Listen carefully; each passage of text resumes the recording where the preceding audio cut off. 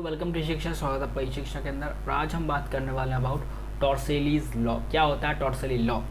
तो अगर आपको टॉपिक समझना है तो इस वीडियो के साथ बने रहिए। हमारे चैनल को अगर आप लोगों ने अभी तक सब्सक्राइब नहीं किया तो हमारे चैनल को सब्सक्राइब कर दीजिए। ये वीडियो अगर आपको पसंद आए और हेल्पफुल लगे तो इस वीडियो को लाइक कर दीजिए। और बस इतना ही, ठीक है। तो चलिए अब हम लोग शुरुआत करते हैं इस टॉपिक की कि क्या होता है टॉर्सेली लॉ।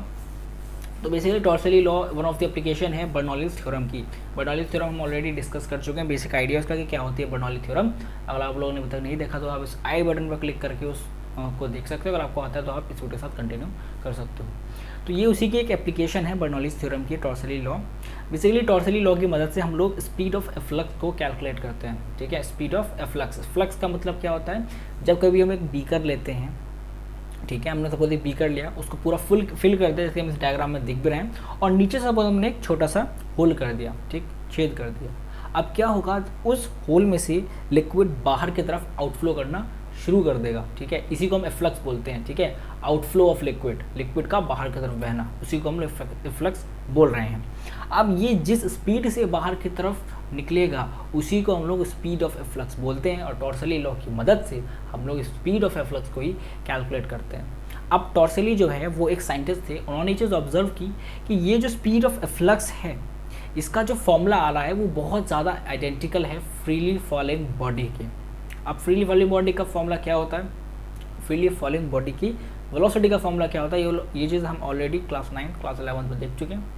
दोबारा से देख लेते हैं कि हमारे पास जो इक्वेशन ऑफ मोशन है v² - u² = 2gh, ठीक है। सपोज हमने उसे h हाइट ऊपर से किसी भी ऑब्जेक्ट को नीचे की तरफ फेंक दिया, उस पॉइंट तो उस वक्त में जो उस फ्रीली फॉलिंग बॉडी की वेलोसिटी होगी उसका फॉर्मूला हम कैसे निकाल सकते हैं, क्योंकि उसकी इनिशियल स्पीड कैसी है, 0, इनिशियल वेलोसिटी 0 है। तो u उसका कैसा हो जाएगा, 0, केवल बचेगा v, और v के ऊपर स्क्वायर, तो उसके उधर तरफ जाकर के अंडर रूट हो जाएगा। तो कुल मिलाकर हमारे पास जो फॉर्मूला आ जाएगा वो आ जाएगा ये v√2g है, जो कि हम सभी ने पढ़ा है। और अब जो स्पीड ऑफ एफ्लक्स का फॉर्मूला आने वाला है वो भी कुछ ऐसा, कुछ क्या यही आने वाला है, ठीक है। स्पीड ऑफ एफ्लक्स का जो फॉर्मूला आएगा इसी के जैसा होगा, ऐसा ही होगा, आइडेंटिकल होगा, ठीक है। तो अब हम लोग इसी चीज़ के बारे में देखने वाले हैं कि ये फॉर्मूला कैसे आएगा स्पीड ऑफ एफ्लक्स का। तो अब हम समझते हैं उसकी डेरिवेशन टॉर्सेली लॉ की। समझ लिया टॉर्सेली लॉ से क्या होगा, ठीक है। अब हमारे पास एक बीकर है, इस बीकर को हमने सपोज करते हैं फिल कर लिया। यहाँ पर हम 2 पॉइंट देखेंगे, पॉइंट नंबर 1 और पॉइंट नंबर 2, इन 2 पॉइंट को ऑब्जर्व करेंगे, ठीक।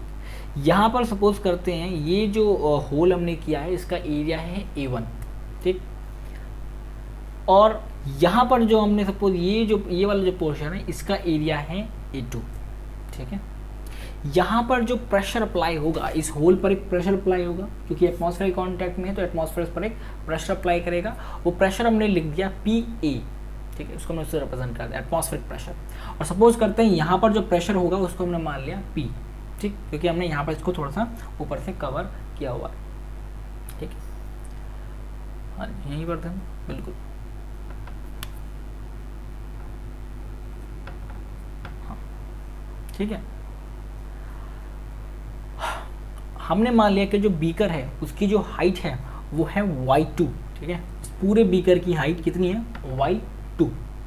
और हम मान लेते हैं कि हमने बॉटम से y1 हाइट ऊपर इस होल को किया है, यानी कि ये जो हाइट है ये वाली इतनी सी, इतनी जो है ये वाली, ठीक, बॉटम से होल तक वो है y1, यानी कि y2 इस पूरी हाइट में से अगर हम ये हाइट निकाल दें, ठीक है, कहने का मतलब है अगर हम y2 - y1 कर दें, y2 - y1 यानी कि इस पूरी हाइट में से ये निकाल दें, तो हमारे पास हमने मान लिया कि h हाइट, यानी कि इस हाइट को हमने किससे रिप्रेजेंट कर दिया, h से रिप्रेजेंट कर दिया। इस टोटल में से हमने इतना पोर्शन निकाल दिया, तो हमारे पास केवल इतनी हाइट बची, इसको हमने क्या है, h से रिप्रेजेंट कर रखा है, ठीक है। इसका हम यूज़ करेंगे बाद में। तो इस डायग्राम से हमें केवल यही बात समझनी थी, और हमें ये देखना है, हमने ये रिप्रेजेंट किया यहाँ पे कि ये जो लिक्विड इसके अंदर हमने भर रखी है इसकी जो डेंसिटी है वो है रो, ठीक है। इतनी बातें जानने के बाद हम लोग करते हैं इसकी डेरिवेशन। डेरिवेशन करने के लिए सबसे पहले हमें कुछ नहीं करना, इसमें सिर्फ बर्नौलीज इक्वेशन को अप्लाई करना है, यानी कि applying Bernoulli's equation.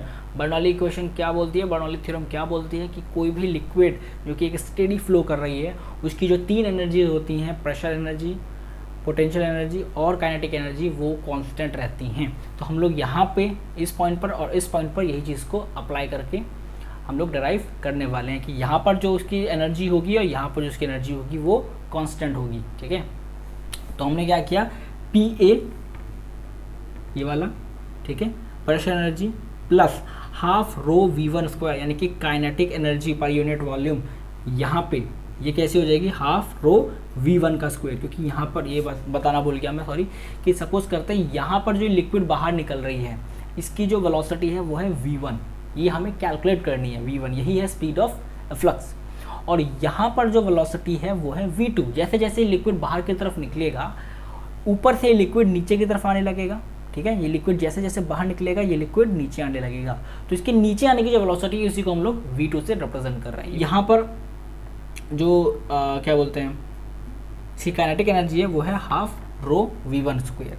Potential energy है इसकी रो जी Y1 स्क्वायर, ये फॉर्मूला हमने पढ़ा है, रो जी Y1 स्क्वायर।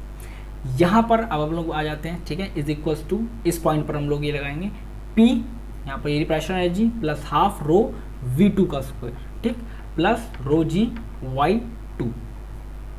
ठीक है, अब यहाँ पर हम देखते हैं कि जो एक अजम्पशन हम लोग मानेंगे कि जो A2 है ये A1 से बहुत बहुत बड़ा है। ये हमें दिख भी रही है कि A1 काफ़ी छोटा और A2 उसके कंपैरिजन में काफ़ी बड़ा है। जब ऐसा होगा कि A2 A1 से बहुत ज़्यादा बड़ा है तो हमारा V2 जो है वो 0 को अप्रोच करने लगेगा, जो हमारा V2 है वो टेंड्स टू 0 होने लगेगा। ठीक है, ये हमारा अजम्पशन है, हमने माना है। ऐसा क्यों हो रहा है, क्योंकि A2 अगर इतना बड़ा हो रहा है A1 से तो V2 0 क्यों हो जा रहा है, ये हो रहा है इक्वेशन ऑफ कंटिन्यूटी की मदद से। हमने देखा है जब कभी भी एक पाइप में से लिक्विड बाहर की तरफ निकलती है, उसका पाइप का मुंह दबा देते हैं, मतलब उसके मुंह दबाने का मतलब है कि उसका जब हम एरिया कम कर देते हैं उस पाइप के जहाँ से लिक्विड बाहर निकल रही है, तो हम देखते हैं कि इसकी स्पीड और ज़्यादा तेज़ हो जाती है, वो और ज़्यादा दूर तक जाने लगता है, स्पीड और ज़्यादा उसकी तेज़ हो जाती है। तो ये चीज़ हमने ऑब्जर्व की तो देखा कि जो एरिया है वो इन्वर्सली प्रोपोर्शनल होता है वेलोसिटी के, यानी कि एरिया जितना ज़्यादा वेलोसिटी उतनी कम। ये होती है इक्वेशन ऑफ कंटिन्यूटी। ठीक है, तो वहाँ से हमने ये बात बोल दी। तो यानी कि ये वाली जो हमारी टर्म है हाफ रो V2 का स्क्वायर, ये कैसी हो जाएगी, 0। ठीक है, ये कैसी हो जाएगी, ये टर्म 0, यानी कि ये टर्म तो हट ही जाएगी। ठीक, अब ये PA को हम उधर की तरफ भेज देंगे। ठीक है, तो P माइनस PA, ऐसे ही जो ये है इसको भी हम उधर की तरफ भेज देंगे, इनकी रो जी वाई, हाँ, Y2 माइनस रो जी Y1। ठीक है, अब यहाँ पर केवल यही चीज़ बची और यही हमें कैलकुलेट करना है। V1 स्क्वायर यहाँ पर है, उसको हमें V1 ही कैलकुलेट करना है। अब यहाँ पर हमने रो जी को बाहर कॉमन ले लिया और Y2 माइनस Y1। अब Y2 माइनस Y1 किसके इक्वल है, H के इक्वल है। ठीक है, यहाँ से रो जी को हम लोग ले लेंगे बाहर कॉमन।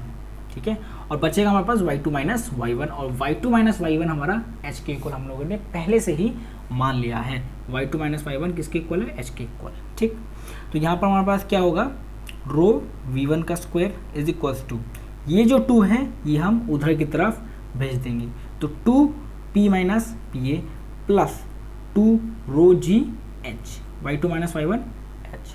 ठीक है, अब ये हम क्या करेंगे, पूरी इक्वेशन को रो से डिवाइड करा देंगे, तो यहाँ से रो हट जाएगा, यहाँ पर इसके नीचे हमने रो ला दिया और यहाँ से ये जो रो है ये हट जाएगा, तो ये हमारे पास इक्वेशन आ जाएगी। अब ये क्या है, V1 का स्क्वायर, बट हमें क्या चाहिए, V1, तो इसको हम लोग स्क्वायर को उधर की तरफ ले जाएंगे, यानी कि ये क्या बन जाएगा, अंडर रूट बन जाएगा। ठीक है, अब ये जो फॉर्मूला ये हमें एनसीईआरटी में देखने को मिलेगा, इससे रिलेटेड एक न्यूमेरिकल भी हमें वहाँ पर मिलेगा एग्जाम्पल में, लेकिन ये जो फॉर्मूला है ये इसके जैसा नहीं है, इसके जैसा आइडेंटिकल हमें नहीं दिख रहा। ठीक है, ऐसा इसलिए हो रहा है क्योंकि हमने इस बीकर को ऊपर से कवर किया हुआ है। अगर ये बीकर एटमॉस्फेयर के कांटेक्ट में होगा, यानी कि ऊपर सपोज से कवर ना करें, तो यहाँ पर ये जो हमने P2 माना है जिसे, ये PA के इक्वल हो जाएगा, एटमॉस्फेरिक प्रेशर के इक्वल हो जाएगा। उस केस में ये जो इक्वेशन अगर हम देखें, ये तो ये इक्वेशन आप लिख लीजिए अभी आप। ठीक है, ये वाली, ये हटने वाली होगी। यहाँ पर जो ये है P, ये भी किसके इक्वल हो जाएगा, PA के। P A minus P A 0, यानी कि ये पूरी की पूरी टर्म कैसी हो जाएगी 0, और हमारे पास केवल क्या बचेगा v1 is equals to under root, अंदर क्या बचा सिर्फ 2gh, जो कि हमें चाहिए थी, जो फॉर्मूला हमें चाहिए था। ठीक है, तो यही थी इसकी डेरिवेशन, यही था टॉर्सली लॉ। उम्मीद है आपके समझ में आया होगा। अगर समझ में आया तो इस वीडियो को लाइक कीजिए, चैनल को सब्सक्राइब कीजिए एंड कीप वॉचिंग इस सेक्शन।